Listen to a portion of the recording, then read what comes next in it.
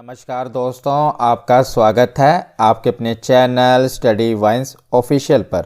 तो आज की इस वीडियो में हम वर्ल्ड ज्योग्राफी का इम्पोर्टेंट टॉपिक विश्व की प्रमुख जलसंधियों के बारे में पढ़ेंगे। इससे पहले मैंने वर्ल्ड ज्योग्राफी के कई इम्पोर्टेंट टॉपिक अपलोड कर दिए हैं। अगर आपने वो वीडियोस नहीं देखी तो वर्ल्ड ज्योग्राफी की प्लेलिस्ट में जाकर आप उन्हें भी देख सकते हैं। तो आज की इस वीडियो में हम पहले मैप की सहायता से जल संधियों के बारे में पढ़ेंगे और लास्ट में प्रीवियस ईयर क्वेश्चन को भी अटेम्प्ट करेंगे। तो ये वीडियो आपके लिए काफ़ी इम्पोर्टेंट होने वाली है। आप इस वीडियो को एंड तक देखें और लास्ट में प्रीवियस ईयर क्वेश्चन ज़रूर अटेम्प्ट करें। तो चलिए बिना देरी किए हुए वीडियो को शुरू करते हैं। तो चलिए वीडियो की शुरुआत करते हैं और सबसे पहले देखते हैं कि आखिर जल संधि कहते किसे हैं। तो जल संधि, जल संयोगी या जलडमरू ये सभी एक ही चीज़ के नाम हैं और इन्हें इंग्लिश में स्ट्रेट कहा जाता है। तो जल संधि, जल संयोगी या जलडमरू पानी के ऐसे तंग मार्ग को कहते हैं जो दो बड़े पानी के समूहों को आपस में जोड़ता हो और दो स्थल खंडों को अलग करता हो। तो जैसे आप इमेज में देख रहे हैं, ये जो तंग मार्ग है ये क्या कर रहा है, पानी के दो बड़े समूहों को आपस में जोड़ रहा है और दो स्थल खंडों को आपस में अलग कर रहा है। तो इसी को जल संधि या जल डमरू कहते हैं। इसकी आकृति डमरू के समान है, जो स्थल खंड है इसकी आकृति डमरू के समान है ना, इसीलिए इसे जल डमरू भी कहा जाता है। इसे जल संधि और जल डमरू कहा जाता है, इंग्लिश में स्ट्रेट कहते हैं। तो सीधी सी डेफिनेशन है, दो बड़े पानी के समूहों को जो जोड़ता हो और दो स्थल खंडों को अलग करता हो और जिसमें से नौकाएं गुजर सकें और एक बड़े जलाशय से दूसरे बड़े जलाशय तक जा सके, उसी को जल संधि कहा जाता है। तो अब हम एक एक करके जल संधि के बारे में पढ़ना शुरू करते हैं। तो सबसे पहले है पाक जल संधि। आपने इसके बारे में तो सुना ही होगा। तो ये वर्ल्ड मैप आप देख रहे हैं, ये हमारा प्यारा भारत, इसके नीचे श्रीलंका। तो भारत और श्रीलंका के बीच में ये ना पाक जल संधि। तो ये पाक जल संधि मन्नार की खाड़ी को बंगाल की खाड़ी से आपस में जोड़ती है। मैंने आपको बताया ना कि जल संधि क्या करती है, दो जल राशियों को आपस में जोड़ती है।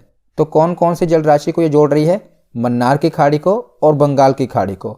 और कौन से स्थल खंडों को आपस में अलग कर रही है, भारत को और श्रीलंका को। तो ये भारत और श्रीलंका को अलग करती है पाक जल संधि और मन्नार की खाड़ी तथा बंगाल की खाड़ी को आपस में जोड़ती है। तो ये तो आपको याद होगा। तो वर्ल्ड मैप में अब आगे चलेंगे तो भारत के आगे ये है इंडोनेशिया। तो इंडोनेशिया की द्वीप समूह हैं ये सारे, और इंडोनेशिया के ऊपर है क्या, मलेशिया। तो उसके बाद है मलक्का जल संधि, वेरी वेरी इंपॉर्टेंट। तो जो मलक्का जल संधि है ये अंडमान सागर को दक्षिण चीन सागर के साथ जोड़ती है। तो इस तरफ आप देखेंगे चाइना के नीचे साउथ चाइना सी है पूरा ये, और मलेशिया की इस तरफ आप देखेंगे तो भारत के द्वीप है ना अंडमान और निकोबार, तो इधर अंडमान सागर कहा जाता है इसे। तो अंडमान सागर को दक्षिण चीन सागर के साथ जोड़ती है मलक्का जल संधि, और ये इंडोनेशिया को मलेशिया से अलग करती है। जैसा कि आप देख रहे हैं ये नीचे इंडोनेशिया है, ऊपर कौन सा देश है, मलेशिया। इसी के बीच में जो ये संकरी सी जगह है इसी को मलक्का जल संधि कहा जाता है। इस तरफ साउथ चाइना सी है और इस तरफ अंडमान सी है। तो साउथ चाइना सी को अंडमान सी के साथ ये जोड़ती है और इंडोनेशिया को मलेशिया से अलग करती है, मलक्का जल संधि।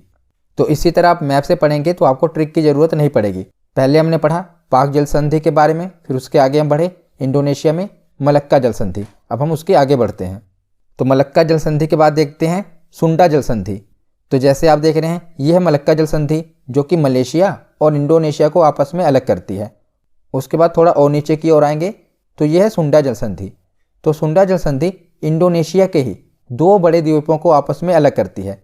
तो आपको पता ही होगा कि जो इंडोनेशिया है ये कई द्वीपों में फैला हुआ है। तो एक है ये आप जो देख रहे हैं ये है जावा द्वीप और ये है सुमात्रा द्वीप। ये दोनों ही इंडोनेशिया के द्वीप हैं। तो सुमात्रा और जावा इन दोनों द्वीपों को अलग करती है सुंडा जल संधि। तो ये इंडोनेशिया के ही द्वीप हैं। तो याद रखिएगा ये कई बार प्रश्न पूछा गया है कि सुंडा जल संधि इंडोनेशिया के किन द्वीपों को अलग करती है। तो सुमात्रा और जावा। तो जावा द्वीप के ऊपर है जावा सागर और नीचे की तरफ भारत के नीचे पूरा कौन सा सागर है, हिंद महासागर। तो जावा सागर और हिंद महासागर को ये सुंडा जल संधि आपस में जोड़ती है। अलग किसे करती है, तो इंडोनेशिया के दो द्वीपों को, कौन कौन से, जावा और सुमात्रा। याद रखिएगा पहले हमने पढ़ा पाक जल संधि, उसके बाद हम इंडोनेशिया की तरफ आए, फिर हमने पढ़ा कौन सी जल संधि? मलक्का जल संधि। तो मलक्का जल संधि के नीचे की ओर आए, फिर हमने कौन सी जल संधि पढ़ी? सुंडा जल संधि। तो इसी तरह आप क्रम वाइज याद रखिएगा, भारत से शुरू कीजिएगा, तो भारत के बाद मलक्का, मलक्का के बाद सुंडा। अब हम आगे चलते हैं, तो भारत, इंडोनेशिया, इसके बाद हम ऊपर की ओर चलते हैं जापान की ओर। तो जापान में आपको 2 जल संधि याद रखनी है, एक है सुसीमा जल संधि और दूसरी है सुगारू जल संधि। ये दोनों ही बहुत इंपॉर्टेंट हैं। तो पहले देखते हैं सुसीमा जल संधि। तो ये आप देख रहे हैं सुसीमा जल संधि, तो ये जापान के ही द्वीप हैं, और ये आप देख रहे हैं ये नीचे की तरफ है सुसीमा जल संधि, ऊपर की तरफ है जापान सागर जो जापान के पास है, और चाइना के जो ईस्ट में है वह पूर्वी चीन सागर। चाइना के दक्षिण में यानी कि नीचे की तरफ है दक्षिण चीन सागर, और चाइना के पूर्व में है पूर्वी चीन सागर। तो यह पूर्वी चीन सागर, ऊपर की तरफ जो जापान के पास है यह जापान का सागर। तो जापान सागर को पूर्वी चीन सागर से जोड़ती है सुसीमा जल संधि। तो ये जापान में ही है, क्योंकि जापान के द्वीपों के बीच में से ही ये जल संधि है। तो जापान में ही है सुसीमा जल संधि, और ये जापान सागर को पूर्वी चीन सागर के साथ जोड़ती है। उसके बाद है सुगारू जल संधि। तो ये आप ऊपर देख रहे हैं, यह है सुगारू जल संधि। तो जापान के ऊपर ये कौन सा द्वीप है? होकाइडो द्वीप। और नीचे की तरफ कौन सा द्वीप है? होन्शु द्वीप। अभी हमने जैसे इंडोनेशिया में देखा था ना कि इंडोनेशिया के कई द्वीप हैं, जावा द्वीप, सुमात्रा द्वीप, इसी प्रकार ये जापान के द्वीप हैं। ऊपर की ओर जो ये नॉर्थ में है यह है होकाइडो द्वीप, और नीचे की तरफ जो ये है यह है होन्शु द्वीप। आप कमेंट सेक्शन में बताइए कि जो टोक्यो राजधानी है जापान की, वो जापान के किस द्वीप पर है? तो होन्शु द्वीप और होकाइडो द्वीप, इन दोनों द्वीपों के बीच में जो ये जल संधि है इसे कहते हैं सुगारू जल संधि। और एग्जाम में इसे प्रश्न बहुत बार बना है कि कौन से जल संधि होकाइडो और होन्शु द्वीप को अलग करती है? तो सुगारू जल संधि जापान के दोनों द्वीप होकाइडो और होन्शु द्वीप को अलग करती है। तो ये कौन कौन से महासागर को जोड़ती है? तो इस तरफ तो हमने पढ़ा था जापान सागर है, और इस तरफ पैसिफिक ओशन यानी कि प्रशांत महासागर है। तो जापान सागर को ये प्रशांत महासागर के साथ जोड़ती है, और जापान के 2 द्वीपों को अलग करती है, होकाइडो तथा होन्शु। तो जापान में हमने 2 जल संधि पढ़ी। पहली कौन सी पढ़ी? सुसीमा जल संधि। यह जापान सागर को पूर्वी चीन सागर के साथ जोड़ती है, क्योंकि ये नीचे की तरफ है। उसके बाद हमने पढ़ी सुगारू जल संधि। तो ये जापान सागर को प्रशांत महासागर के साथ जोड़ती है, और यह जल संधि होकाइडो द्वीप को होन्शु द्वीप से अलग करती। तो उसके बाद आगे हम चलते हैं ऑस्ट्रेलिया की तरफ। तो ऑस्ट्रेलिया के नीचे आप देखेंगे एक द्वीप है, यह तस्मानिया। तो जैसे आप देखते हैं कि भारत के नीचे है श्रीलंका, ठीक उसी प्रकार ऑस्ट्रेलिया के नीचे है तस्मानिया। पर जो तस्मानिया है ये ऑस्ट्रेलिया के ही द्वीप है, ऑस्ट्रेलिया के ही अधिकार में है। तो इसके बीच में जो जल संधि है उसे कहते हैं बोस जल संधि। तो कई बार एग्जाम में पूछा गया है कि ऑस्ट्रेलिया और तस्मानिया के बीच में कौन सी जल संधि है? तो वो है बोस जल संधि। तो बोस जल संधि ऑस्ट्रेलिया और तस्मानिया के बीच में है, और इस तरफ है तस्मानिया के पूर्व में है तस्मान सागर, और तस्मानिया के पश्चिम में है दक्षिणी सागर। तो दक्षिणी सागर को तस्मान सागर के साथ जोड़ती है बोस जल संधि। पर एग्जाम में यही पूछा जाता है कि बताइए ऑस्ट्रेलिया को तस्मानिया से कौन सी जल संधि अलग करती है? ये कई बार पूछा गया है। तो जैसे भारत के नीचे श्रीलंका है, श्रीलंका का बोस भारत है, उसी प्रकार तस्मानिया का बोस कौन सा है? ऑस्ट्रेलिया है। तो ऑस्ट्रेलिया को तस्मानिया से अलग करती है बोस जल संधि, याद रखिएगा। और ये तस्मान सागर को दक्षिणी सागर के साथ जोड़ती है। तो ऑस्ट्रेलिया के बगल में है न्यूजीलैंड, और न्यूजीलैंड की जल संधि के बारे में देख लेते हैं। तो यह कुक जल संधि। तो अभी हमने पीछे देखा ना कि ऑस्ट्रेलिया के नीचे था तस्मानिया, और तस्मानिया के पूर्व में कौन सा सागर था? तस्मान सागर। तो ये देख रहे हैं हम न्यूजीलैंड। तो न्यूजीलैंड के पश्चिम में कौन सा सागर होगा? तस्मान सागर होगा, क्योंकि न्यूजीलैंड के पश्चिम में ही है ना तस्मानिया। तो बीच में कौन सा सागर आ रहा है?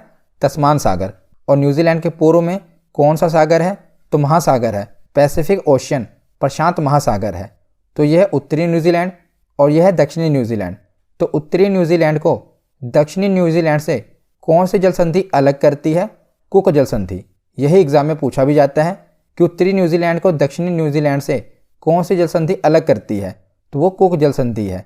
ये तस्मान सागर को दक्षिणी प्रशांत महासागर से जोड़ती है, और न्यूजीलैंड के 2 द्वीप, उत्तरी द्वीप को दक्षिणी द्वीप से अलग करती है। तो आपसे ये एग्जाम में बहुत बार पूछा गया है कि न्यूजीलैंड के उत्तरी द्वीप को दक्षिणी द्वीप से अलग करने वाली जल संधि कौन सी है? तो कुक जल संधि। तो अभी हमने पीछे ऑस्ट्रेलिया में देखा कौन सी जल संधि देखी? बोस जल संधि, और न्यूजीलैंड में है कुक जल संधि। उसके बाद आगे देखते हैं टोरेस जल संधि, ये भी इम्पोर्टेंट है। तो ऑस्ट्रेलिया के उत्तर में एक देश है पपुआ न्यू गिनी। तो ऑस्ट्रेलिया के उत्तर में है पपुआ न्यू गिनी, और पपुआ न्यू गिनी और ऑस्ट्रेलिया के बीच में कई सारे द्वीप हैं, और इन्हीं के बीच में जो जल संधि है उसी को कहते हैं टोरेस जल संधि। तो टोरेस जल संधि याद रखिएगा, ये अराफुरा सागर को पपुआ की खाड़ी से जोड़ती है। तो ये है अराफुरा सागर और ये है पपुआ की खाड़ी। तो पपुआ की खाड़ी को अराफुरा सागर से कौन सी जल संधि जोड़ती है? टोरेस जल संधि। और ये पपुआ न्यू गिनी और ऑस्ट्रेलिया को अलग करती है। जैसा कि आप देख ही रहे हैं, ये है ऑस्ट्रेलिया और उत्तर में कौन सा देश है?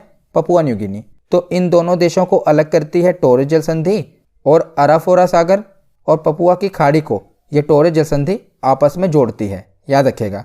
तो ऑस्ट्रेलिया से हमने 2 जल संधि पढ़ी, एक कौन सी जो पपुआ की खाड़ी को अलग करती है, टोरेस जल संधि, और दूसरी हमने पढ़ी जो तस्मानिया से अलग करती है, बोस जल संधि। उसके बाद हमने देखा था न्यूजीलैंड में कौन सी जल संधि है? कुक जल संधि। तो ये तीनों ही जल संधि ऑस्ट्रेलिया और न्यूजीलैंड वाली आप याद रखना। उसके बाद आगे देखते हैं बेरिंग जल संधि, वेरी वेरी इंपॉर्टेंट, इससे तो बहुत सारे प्रश्न बनते हैं। तो बेरिंग जल संधि कहाँ पर है? तो ये आप देख रहे हैं, यह है अलास्का जो कि अमेरिका के अधिकार में है, कनाडा के बगल में है अलास्का जो कि यूएसए के अधिकार में है, और इस तरफ है रूस। इन्हीं दोनों देशों के बीच में है कौन सी जल संधि? बेरिंग जल संधि। और उसके ऊपर जो आप देख रहे हैं यह है चुक्सी सागर, और बेरिंग जल संधि के नीचे है बेरिंग सागर। तो बेरिंग सागर को चुक्सी सागर के साथ जोड़ती है बेरिंग जल संधि। और याद रखिएगा, एक प्रश्न ऐसा भी बना है एग्जाम में कि एशिया को उत्तरी अमेरिका से कौन सी जल संधि अलग करती है? तो आप देख रहे हैं ये रूस वाला भाग, ये पूरा नीचे एशिया है, और इस तरफ जो ये अलास्का है, यूएसए है, कनाडा है, ये उत्तरी अमेरिका है। तो जो बेरिंग जल संधि है ये एशिया को उत्तरी अमेरिका से अलग करती है। तो ये भी आपसे प्रश्न पूछा गया है कि एशिया को उत्तरी अमेरिका से कौन सी जल संधि अलग करती है? तो बेरिंग जल संधि अलग करती है, और ये चुक्सी सागर को बेरिंग सागर के साथ जोड़ती है, और अमेरिका के अलास्का वाले भाग को रूस से अलग करती है। और एक प्रश्न इससे और भी बनता है, वो भी मैंने साथ में ही कवर किया है, कि जो अंतर्राष्ट्रीय तिथि रेखा है ना, वो भी बेरिंग जल संधि के पास से ही होकर गुजरती है। तो अंतर्राष्ट्रीय तिथि रेखा क्या है? ये मैंने आपको पहले भी पढ़ाया हुआ है, वर्ल्ड ज्योग्राफी की प्लेलिस्ट में जाकर देख लेना, वहाँ पर मैंने आपको बताया हुआ है अंतर्राष्ट्रीय तिथि रेखा के बारे में। इसी से तिथि का निर्धारण होता है। तो बेरिंग जल संधि से हमने पढ़ा कि अलास्का को रूस से अलग करती है, बेरिंग सागर को चुस्की सागर के साथ जोड़ती है, और हमने पढ़ा कि एशिया को उत्तरी अमेरिका से अलग करती है। तो 3 प्रश्न इससे बने। और चौथा प्रश्न है कि अंतर्राष्ट्रीय तिथि रेखा भी बेरिंग जल संधि के समानांतर होकर गुजरती है। तो ये 4 प्रश्न आप इसे याद रखना। उसके बाद अगली जल संधि है हार्मू जल संधि। तो अब आप भारत के पश्चिम में चलिए, तो यह है ईरान, नीचे कौन कौन से देश हैं? Oman, UAE. तो यहीं पर है हार्मू जल संधि। तो वर्ल्ड मैप में आपने देख लिया। अब इधर देखिए, तो जो हार्मू जल संधि है ऊपर आप देख रहे हैं ये है ईरान, और ईरान के नीचे है ओमान। इन्हीं दोनों के बीच में है हार्मू जल संधि। तो ओमान को ईरान से अलग करती है हार्मू जल संधि। तो ईरान के नीचे है पर्शियन गल्फ जिसे फारस की खाड़ी कहते हैं, और ओमान के ऊपर आप देख रहे हैं यह है ओमान की खाड़ी। तो फारस की खाड़ी को ओमान की खाड़ी के साथ जोड़ती है हार्मू जल संधि, और ये ओमान को ईरान से अलग करती है। तो ये एग्जाम में प्रश्न बनता है कि फारस की खाड़ी को ओमान की खाड़ी के साथ कौन सी जल संधि जोड़ती है? तो हार्मू जल संधि फारस की खाड़ी को ओमान की खाड़ी के साथ जोड़ती है और ओमान को ईरान से अलग करती है। तो हार्मू जल संधि हमने देख ली। ईरान, ईरान के नीचे कौन सा देश है? ओमान, इसी के बीच में हार्मू जल संधि। ओमान के नीचे फिर है यमन, और यमन के नीचे अफ्रीका में एक देश है जिबूती। तो यमन और जिबूती के बीच में एक और जल संधि है, इसका नाम है बाब अल मंडेब जल संधि। तो लोकेशन आपको पता चल गई ना। ऊपर हमने कौन सी पढ़ी? हार्मू जल संधि, जो कि ईरान को ओमान से अलग करती है। उसी के नीचे है यमन। तो यमन और जिबूती को जो जल संधि अलग करती है उसका नाम है बाब अल मंडेब। और ऊपर की तरफ आप देख रहे हैं यह है लाल सागर, और नीचे की तरफ है गल्फ ऑफ अदान यानी कि अदन की खाड़ी। तो लाल सागर को अदन की खाड़ी के साथ कौन सी जल संधि जोड़ती है? बाब अल मंडेब। ऊपर हमने पढ़ा था पर्शियन गल्फ यानी कि फारस की खाड़ी। तो फारस की खाड़ी को ओमान की खाड़ी के साथ जोड़ती है हार्मू जल संधि, और लाल सागर को अदन की खाड़ी के साथ जोड़ती है बाब अल मंडेब जल संधि। तो ये इन दोनों जल संधि को एक ही साथ याद रखना, हार्मू जल संधि को और बाब अल मंडेब जल संधि को। तो बाब अल मंडेब लाल सागर को अदन की खाड़ी के साथ जोड़ती है और हार्मू जल संधि फारस की खाड़ी को ओमान की खाड़ी के साथ जोड़ती है। तो हार्मू जल संधि और बाब अल मंडेब जल संधि हमने पढ़ ली। इसकी ओर पश्चिम की ओर आइए तो यह है जिब्राल्टर जल संधि। तो जो जिब्राल्टर जल संधि है ये ऊपर स्पेन और नीचे देश है मोरक्को। स्पेन जो है ये यूरोप में है और मोरक्को आप देख रहे हैं ये अफ्रीका में है। तो ये प्रश्न भी बनता है कि अफ्रीका को यूरोप से अलग करने वाली जल संधि कौन सी है। तो अफ्रीका को यूरोप से अलग करने वाली जल संधि है जिब्राल्टर जल संधि। बहुत ही इंपॉर्टेंट है, याद रखिएगा। ये स्पेन और मोरक्को को अलग करती है और आप देखेंगे ये है मेडिटेरियन सी यानी कि भूमध्य सागर और इस तरफ है अटलांटिक सागर। तो अटलांटिक सागर को भूमध्य सागर के साथ जोड़ती है जिब्राल्टर जल संधि। तो जिब्राल्टर जल संधि से क्या क्या प्रश्न बनते हैं। पहला प्रश्न तो ये बनता है कि यूरोप को अफ्रीका से अलग करने वाली जल संधि कौन सी है, तो वो है जिब्राल्टर जल संधि। दूसरा प्रश्न ये बनता है कि भूमध्य सागर को अटलांटिक महासागर के साथ कौन सी जल संधि जोड़ती है, वो भी जिब्राल्टर जल संधि है। और तीसरा प्रश्न बनता है कि स्पेन और मोरक्को के बीच में कौन सी जल संधि है, तो आप देख रहे हैं जिब्राल्टर जल संधि। तो याद रखिएगा सबसे ज़्यादा इंपॉर्टेंट यही प्रश्न है कि यूरोप को अफ्रीका से अलग करने वाली जल संधि कौन सी है, जिब्राल्टर जल संधि। तो यूरोप के पश्चिम में चलिए आगे की ओर, तो यह है ग्रीनलैंड जो कि डेनमार्क के अधीन है और इस तरफ है कनाडा। तो कनाडा और ग्रीनलैंड के बीच में जो जल संधि है उसका नाम है डेविस जल संधि। तो ये जो डेविस जल संधि है ऊपर की ओर आप देखेंगे तो यह बेफिन की खाड़ी और नीचे की ओर है अटलांटिक महासागर। तो बेफिन की खाड़ी को अटलांटिक महासागर के साथ जोड़ती है डेविस जल संधि। और इससे प्रश्न ये बनता है कि ये विश्व की सबसे चौड़ी जल संधि है। तो विश्व की सबसे चौड़ी जल संधि कौन सी है, डेविस जल संधि। ये ग्रीनलैंड और कनाडा के बीच में है और बेफिन की खाड़ी को अटलांटिक महासागर के साथ जोड़ती है। पहले हमने यूरोप के बारे में पढ़ा, स्पेन और मोरक्को के बीच में कौन सी जल संधि थी, जिब्राल्टर। तो उसे यूरोप से आगे हम बढ़े पश्चिम की ओर, तो यह है ग्रीनलैंड जो कि डेनमार्क के अधीन है और उसके बगल में कनाडा। तो कनाडा और डेनमार्क के बीच में कौन सी जल संधि है, डेविस जल संधि। तो डेविस जल संधि के बाद देखते हैं डोवर जल संधि। ये यूरोप में है और ये यूरोप के दो प्रमुख देश इंग्लैंड और फ्रांस को अलग करती है, इसीलिए बहुत बार पूछी गई है। ये कौन से दो देशों को अलग करती है, इंग्लैंड और फ्रांस, इन्हीं के बीच में है डोवर जल संधि। इस तरफ आप देखेंगे यह है नॉर्थ सी और नीचे की ओर देखेंगे इंग्लैंड के तो है इंग्लिश चैनल। तो इंग्लिश चैनल को नॉर्थ सी यानी कि उत्तरी सागर के साथ जोड़ती है डोवर जल संधि और इंग्लैंड को फ्रांस से अलग करती है।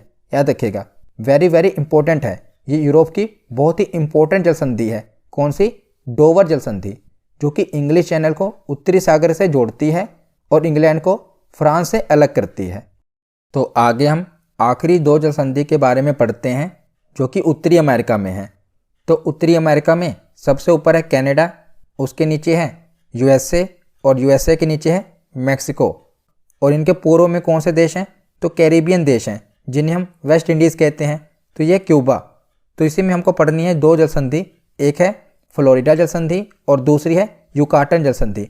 तो आप देख रहे हैं ये क्यूबा देश है, क्यूबा के ऊपर है फ्लोरिडा जल संधि और क्यूबा के नीचे है युकाटन जल संधि। तो जो फ्लोरिडा जल संधि है आपने सुना होगा फ्लोरिडा के बारे में, जो कि अमेरिका का एक राज्य है। तो ये आप देख रहे हैं यूएसए और ये है फ्लोरिडा, ये अमेरिका का राज्य है। तो इसी के नीचे जो जल संधि है वो है फ्लोरिडा जल संधि। तो फ्लोरिडा जल संधि अमेरिका को क्यूबा से अलग करती है। और इस तरफ जो आप खाड़ी देख रहे हैं ये मैक्सिको की खाड़ी, क्योंकि इसके बगल में मैक्सिको देश है और ये है मैक्सिको की खाड़ी। तो मैक्सिको की खाड़ी को अटलांटिक महासागर के साथ जोड़ती है फ्लोरिडा जल संधि और संयुक्त राज्य अमेरिका को क्यूबा से अलग करती है फ्लोरिडा जल संधि। तो एग्जाम में याद रखिएगा आपसे यही प्रश्न पूछा जाएगा कि फ्लोरिडा जल संधि किन दो देशों को अलग करती है। तो संयुक्त राज्य अमेरिका को क्यूबा से अलग करती है फ्लोरिडा जल संधि और इसके नीचे है युकाटन जल संधि। तो नीचे कौन सा देश है अमेरिका के, मैक्सिको। तो मैक्सिको को क्यूबा से अलग करती है युकाटन जल संधि और मैक्सिको की खाड़ी को ही कैरिबियन सागर के साथ जोड़ती है युकाटन जल संधि। तो मैक्सिको की खाड़ी को अटलांटिक महासागर के साथ जोड़ती है फ्लोरिडा जल संधि और मैक्सिको की खाड़ी को कैरिबियन सागर के साथ जोड़ती है युकाटन जल संधि। और क्यूबा को यूएसए से अलग करती है फ्लोरिडा जल संधि, क्योंकि जो फ्लोरिडा है जो अमेरिका का ही राज्य है, और क्यूबा को मैक्सिको से अलग करती है युकाटन जल संधि। तो दोनों ही जल संधि आप याद रखिएगा। तो यहाँ पर हमारा थ्योरी सेक्शन कंप्लीट होता है। अब हम प्रीवियस ईयर क्वेश्चन देखते हैं। तो पहला प्रश्न है कि निम्नलिखित में से कौन सी जल संधि अंतरराष्ट्रीय तिथि रेखा के समानांतर स्थित है। तो मैंने आपको बताया था कौन सी जल संधि है, बेरिंग जल संधि। ये अंतरराष्ट्रीय तिथि रेखा के समानांतर ही स्थित है। अगला प्रश्न है कि विश्व की सबसे चौड़ी जल संधि कौन सी है। तो विश्व की सबसे चौड़ी जल संधि है डेविस जल संधि। ऑप्शन ए इसका सही जवाब होगा। अगला प्रश्न है कि कौन सा जल डमरू ऑस्ट्रेलिया और तस्मानिया को पृथक करता है, यानी कि अलग करता है। तो कौन सी जल संधि अलग करती है ऑस्ट्रेलिया को तस्मानिया से? बोस जल संधि। ऑप्शन ए इसका सही जवाब होगा। अगला प्रश्न है कि पाक जल संधि किन दो देशों को अलग करती है। तो पाक जल संधि भारत और श्रीलंका को अलग करती है। तो ऑप्शन सी इसका सही जवाब होगा। अगला प्रश्न है कि एशिया तथा उत्तरी अमेरिका किसके द्वारा पृथक होते हैं। तो हमने पढ़ा था ना, रूस और अलास्का, इनको अलग कौन सी जल संधि करती है? बेरिंग जल संधि। तो ऑप्शन डी इसका सही जवाब होगा। अगला प्रश्न है जिब्राल्टर जल संधि किन दो देशों को एक दूसरे से अलग करती है।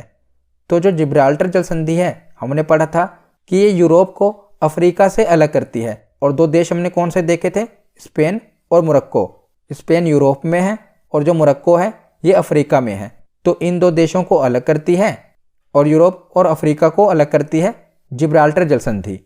अगला प्रश्न है कि कौन सी जल संयोजी यूरोप को अफ्रीका से पृथक करती है।